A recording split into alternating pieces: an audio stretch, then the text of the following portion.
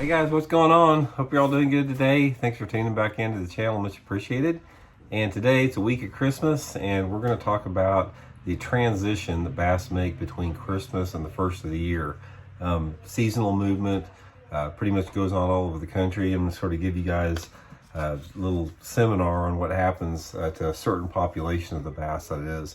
And one of the things that you got to realize about bass, one of the foundational elements about it when you're talking about any lake, is the fact that there's a lot of stuff going on at the same time.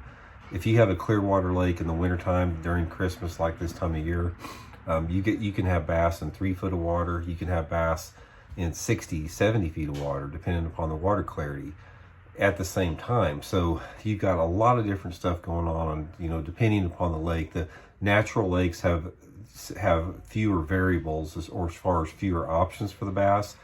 But in general, if you have a man-made impoundment, the clearer the water is, the more options available to the bass. But regardless of the water clarity, there's some things that happen during this week of Christmas pretty much every year that is pretty predictable to rely on. And a lot of it doesn't have to do with water temperature. It has to do with the winter solstice, December 21st, and the increasing daylight hours that immediately come after that. And it gets back to biological rhythms of the creatures on the earth itself, a lot of things that we've lost touch with over the years as far as being in tune with those cycles. And fish and wildlife are very sensitive to that. They're sensitive to moon phases, to tides, shorter, longer daylight hours, all the stuff that we sort of insulate ourselves as humans a little bit. But the bass really react to it, a lot more than what we do. So anyway, specifically what happens during this week between Christmas and the first of the year, the first week, the daylight hours start going the other way and start getting longer. We're getting 2 to 3 minutes a day longer now, daylight period. There is a transition of a lot of bass in any lake that you fish to start to suspend more. And there's bass suspended. There's been bass suspend all year long. I'm not saying that it's just like all of a sudden the bass are going to start suspending in the lakes. But what you have is you have bass that start moving off the bottom that are maybe in a little bit shallower water, or bass that are on the bottom in deeper water, like over 30 foot of water. And these bass, when those daylight hours start to get a little longer, they start to suspend more. And the suspension depth that the bass get in is is totally relative to the water clarity that you're in. Because if you're in a lake that has water visibility of over 4 foot clarity, those suspension depths can be anywhere between, they can be suspended 50 feet deep, they can be suspended 3 feet deep, depending upon like where the bait fisher are.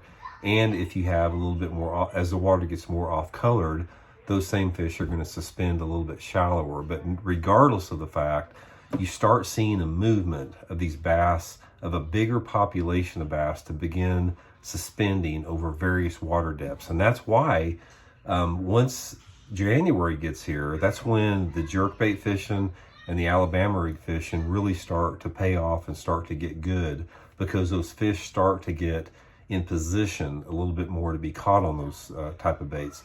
I'll give you guys a prime example of what I'm talking about here. I've been fishing the jerkbait now on the water lessons for about a month now.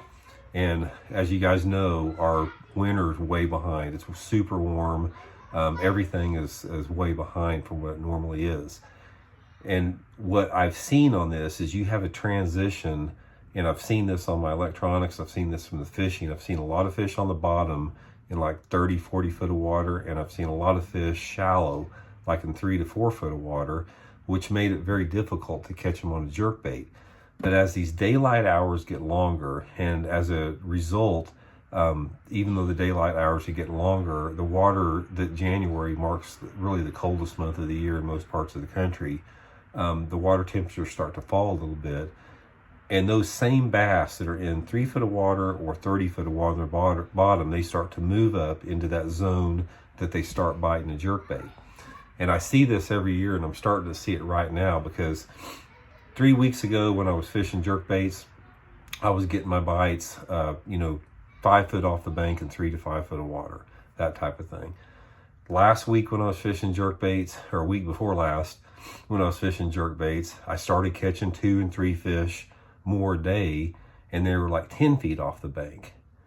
And what's going to happen is the next trip I go out, I was out on a trip last Friday, and I caught 2 doing this. They start moving a little bit further out, and you catch them halfway back between the boat and the bank. And this transition, these are the same fish that I'm talking about that I was catching 2 weeks ago that were in that 3 to 5 foot zone. Those same fish simply swam out maybe 20 feet farther off the bank, suspended like 5 feet under the water, and you start catching them halfway back to the boat, which is where I like them to set up on a jerkbait or an Alabama rig. And also, I've noticed the last couple trips I've been, I don't see shad as deep. I don't see bass sitting on the bottom as deep. Those same fish are starting to move up a little bit.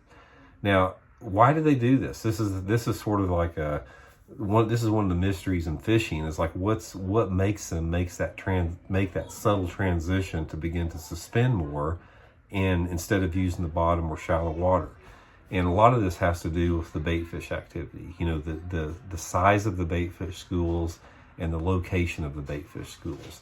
And those location of the bait fish schools, you know, it has to do with water level, water, you know, clarity, water depth.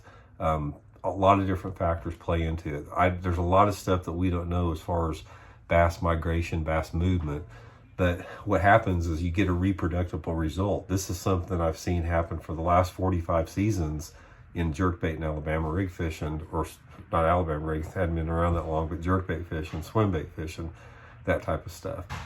So the point of the video is the first week that we have after the winter solstice, which is the week between Christmas and New Year's, you start to see a major movement of these fish starting to suspend. And I don't care if you're fishing Sam Rayburn in Texas, I don't care if you're fishing here around me in Table Rock, I don't care if you're fishing at Lake Lanier in Georgia, Lake Cumberland, wherever.